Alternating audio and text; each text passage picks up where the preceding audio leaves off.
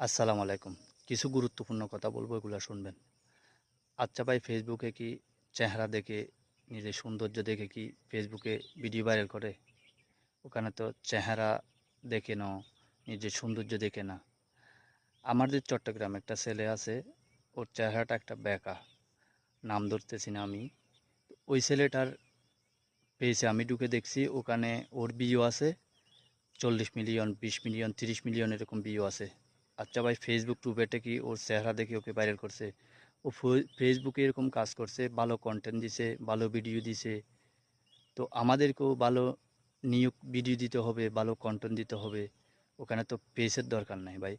Page যেরকম হবে হোক না, আল্লাহ যেরকম দিছে সেরকম ভালো কিছু দিতে হবে, তাহলে ফেসবুকে ভাইরাল হয়ে যেতে পারবেন। ভালো কন্টেন্ট দিয়ে ভালো ইউনিক ভিডিও দিতে হবে।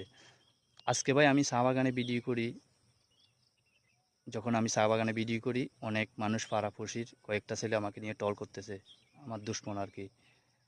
তো ওরা বলতেছে চা বাগানের বাবু আমাকে। তো বাবু বলুক যাই বলুক, আমি কি করব, ওরা তো বলবে। তো আমাকে বাবু বলতেছে, বলতেছে চা বাগানের পাতা তুলে ফেলো। তো এরকম বলতেছে, কারণ আমি চা বাগানে ভিডিও দিই। কারণ চা বাগানে মানুষজন কম থাকে, তো এই জন্য এখানে আসি ভিডিও বানাই, বুঝছেন? নয়তো আর কিছু না। তো মানুষ তো চেহারা দেখে, সৌন্দর্য দেখে ফেসবুক টুকেটে আপনাকে ভাইরাল করবে না।